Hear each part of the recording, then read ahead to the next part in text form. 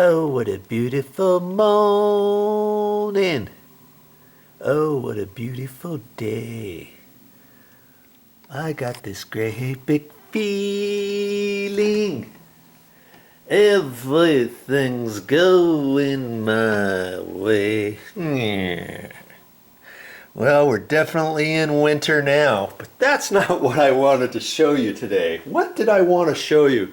I've been wanting to make this video for a long time, and it has to do with this dresser drawer system here. Every once in a while, when I go to get my clothes out of the drawers, and I pull it open like this, sometimes it wants to slide back out. Or this one here, like if I push this thing just comes out on its own. Look at that. You know?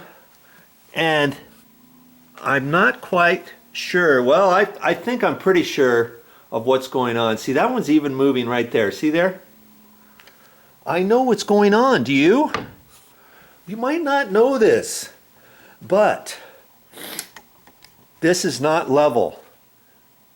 And I'm pretty sure it's not level. Now, I have not checked it yet, but I'll bet you that is not level. I just happen to have a level here.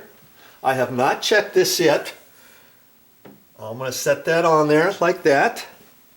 And I can see the bubble has to go, my word, it's about that far.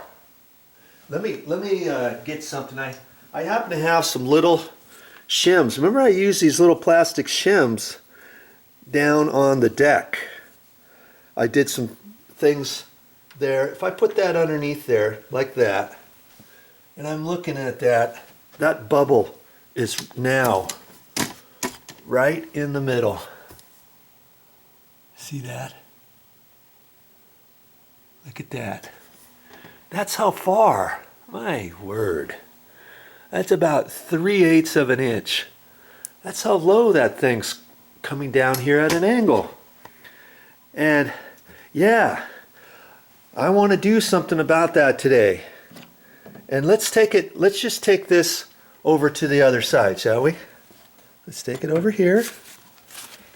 Get this little thing moved here. Before I put this shim on here, you see that bubble? See how it's off? Now if I raise up the right hand side, it's probably about the same. Let's just put this on there and see, that's about maybe 5/16 or so. We'll put that right like that. And now that's just slightly high, but I could live with that. I'd rather have it slightly high if I could fix it. I'd rather have this slightly high than slightly low. And I'll wager some of your dresser drawers are like that in your house. Now, why is that? Do you happen to know why that's going on? Well, I'll tell you why. I've got carpet here on the floor, and this is usually going to be the reason if you have carpet. Now, this carpet also has pad underneath it, and up against the wall there's some carpet tack strip. And that tack strip is nailed down, and that is when that holds the carpet when you stretch it. It's got little nails that stick up and kind of protrude out that direction, so that when you stretch the carpet, it hits that, and then you stretch it a little bit more, it releases, and then it hits it again. And then you cut it and push it on down.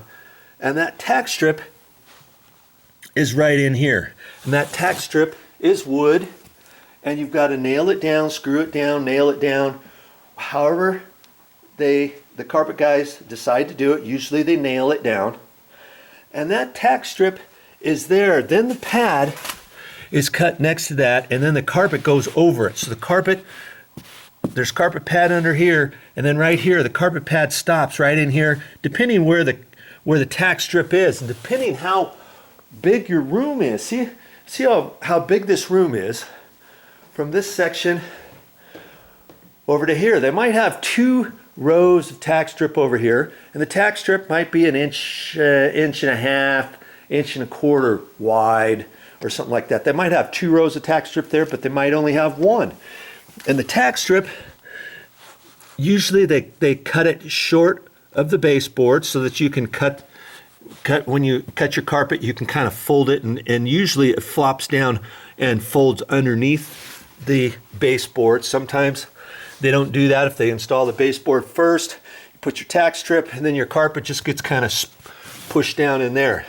Well, either way, where this foot is on this dresser, it's not pushing down as far as down over here. This is pushing down on the carpet, and it's depressing into the carpet pad. Well, over here it's not depressing as far because this carpet pad is stopped right here, and then the carpet raises up and over that wood tack strip. And usually this leg will be setting on that tack strip a little bit. And that's what causes this to go down at an angle. Now, granted, I have this away from the wall a little bit further than normal because I've got the TV on there, and then see that black deal? It's sticking out further than an extension cord, and I've got it out. But even at that point, this is still coming down at an angle. And your dressers might be pushed up tighter. If they're pushed up tighter to the wall a little bit, if you don't have an extension cord, if you don't have a TV on top of here, if you don't have an extension cord there, even if you do, sometimes the extension cord doesn't stick out that far as far as that black box down in there. And you can have this pushed up tighter to the wall. And the tighter to the wall it goes, the more liable your leg is on top of the tack strip. Even if it's not on top of the tack strip, your carpet is not going to depress as much because your carpet is right next to the tack strip going up over it, and that's keeping this leg higher than this leg. Yeah. And so I thought, what could I do to fix that? Okay, you want to see my ideas? Stick around. Now, before I show you my ideas on how to fix this, you might be thinking, is it that big of a deal? Well, is it? Does it bother you that sometimes your drawers want to slide out like this? If it doesn't bother you, look at that. That one's starting to slide out even with me starting to pull this one out. I didn't even touch that one, did I? Yeah, that bugs me. When I push a drawer in, sometimes I'll get one of the other ones to pop out. See how that one's just coming out on its own? Look at that. That's because that dresser's coming down at an angle. So yes, it does. That one does bother me. Here, this one popped out by its own. Okay? But if it doesn't bother you, leave it. Okay? But I want to fix this. And the first thing I wanted to do is make sure that the bottom of those legs didn't have a little deal that you could unscrew and raise your leg or something like that. Now these don't, but you might want to check yours. If it does, you can lift this up and you can unscrew these by 5/16 or whatever that was. You know, I measured that. Let's see here. See the thickness of that. It looks like a good 1/4 inch. It's about a 1/4 inch. You know, I think I'm going to end up using these. These were just the ends of those long shims that I ended up using for the deck outside. If you didn't see all those videos, you might want to see that whole series on dry rot deck repairs. Go to my playlists and you'll see the entire thing and what I did. But I wasn't sure. I went to the store and because I wasn't sure. First off, I forgot that I had these. Went out into the garage and found these, and I thought, oh good, I can stack 2 of these on top of each other if I have to. You know, like that. Or I can just put one down there depending on what the thickness is. And sure enough, these will work, but I wasn't quite sure. I thought, you know, I had some particle board little pieces, and I saved them. I used it for some other things. I forget what I did with them just recently. I had to cut them. Oh yeah, that's right. I'll show you that. That wasn't even going to be part of this video, but I used part of this particle board, and I ended up deciding, hey, I'm going to save this, and if I need to, I can cut this and put this underneath those legs. But see, this is over a ½ an inch thick. This is like just shy of 5/8 of an inch, so it's a long ½ an inch, I call it. And I could have cut that and put that underneath there if that was the only thing I had. I could have.